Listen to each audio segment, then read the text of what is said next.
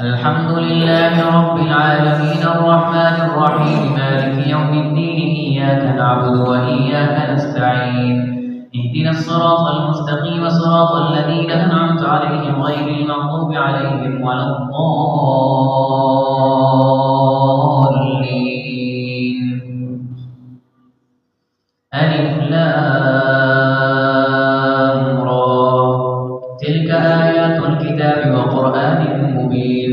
ربما يود الذين كفروا لو كانوا مسلمين ذرهم يأكلوا ويتمتعوا ويلههم الأمل فسوف يعلمون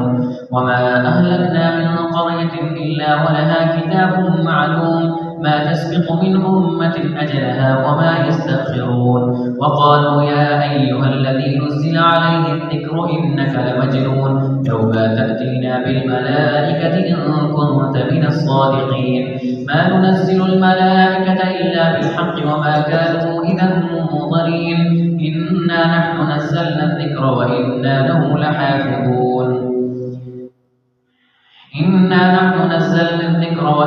له لحافظون ولقد أرسلنا من قبلك في شيع الأولين وما يأتيهم من رسول إلا كانوا به يستهزئون كذلك نسلكه في قلوب المجرمين لا يؤمنون به وقد خلت سنة الأولين ولو فتحنا عليهم بابا من السماء فظلوا فيه يعرجون لقالوا إنما سكرت أبصارنا بل نحن قوم مسحورون ولقد جعلنا في السماء بروجا وزيناها للناظرين وحفظناها من كل شيطان رجيم إلا من استرق السمع فأتبعه شهاب مبين والأرض مددناها وألقينا فيها رواسي وأنبتنا فيها من كل شيء موزون وجعلنا لكم فيها معايش ومن لستم له برازقين وإن من شيء إلا عندنا خزائنه وما ننزله إلا بقدر معلوم وأرسلنا الرياح لواقح فأنزلنا من السماء ماء فأسقيناكموه وما أنتم له بخازنين وإنا لنحن نحيي ونميت ونحن الوارثون ولقد علمنا المستقدمين منكم ولقد علمنا المستأخرين وإن ربك هو يحشرهم إنه حكيم عليم. الله. ولقد خلقنا الإنسان من صلصال من حمأ مسنون والجان خلقناه من قبل من نار السموم وإذ قال ربك للملائكة إني خالق بشرا من صلصال من حمأ مسنون فإذا سويته ونفخت فيه من روحي فقعوا له ساجدين فسجد الملائكة كلهم أجمعون إلا إبليس أبى أن يكون مع الساجدين قال يا إبليس ما لك ألا تكون مع الساجدين قال لم أكن لأسجد لبشر خلقته من صلصال من حمأ مسنون قال فاخرج منها فإنك رجيم وإن عليك اللعنة إلى يوم الدين قال رب فأنظرني إلى يوم يبعثون قال فإنك من المنظرين إلى يوم الوقت المعلوم قال رب بما أغويتني لأزينن لهم في الأرض ولأغوينهم أجمعين إلا عبادك منهم المخلصين قال هذا صراط علي مستقيم إن عبادي ليس لك عليهم سلطان إلا من اتبعك من الغاوين وإن جهنم لموعدهم أجمعين لها 7 أبواب لكل باب منهم جزء مقسوم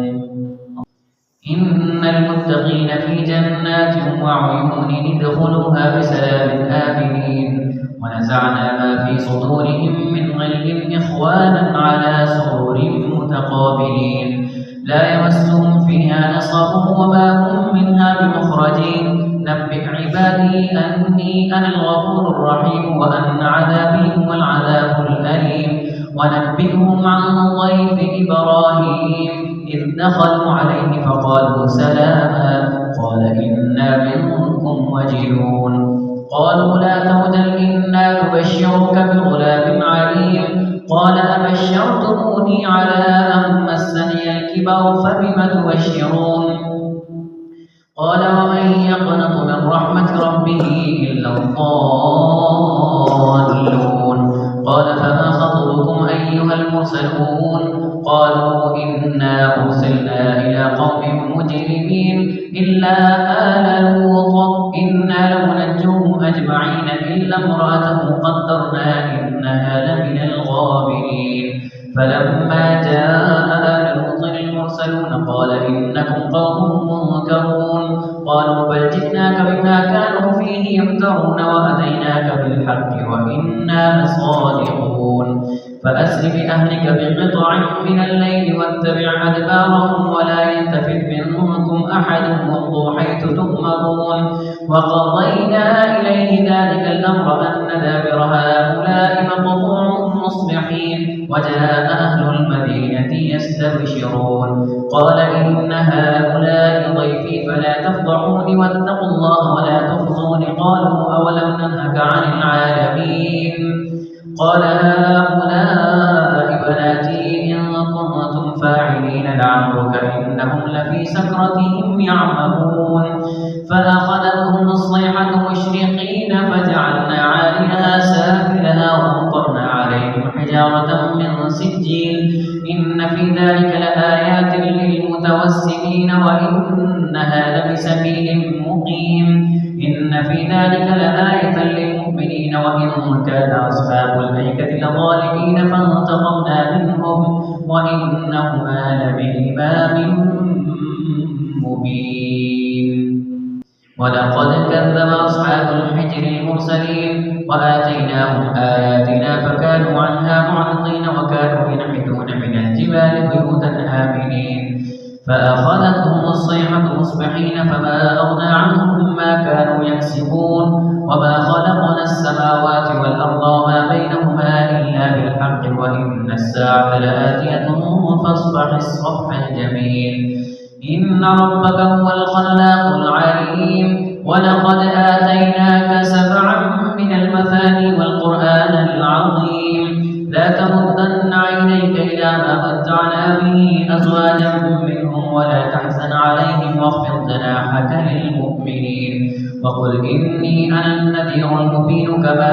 أنزلنا على المقتسمين الذين جعلوا القرآن عظيم فوربك لنسألنهم أجمعين عما كانوا يعملون فاصدع بما تؤمر وأعرض عن المشركين إنا كفيناك المستهزئين الذين يجعلون مع الله إلها آخر فسوف يعلمون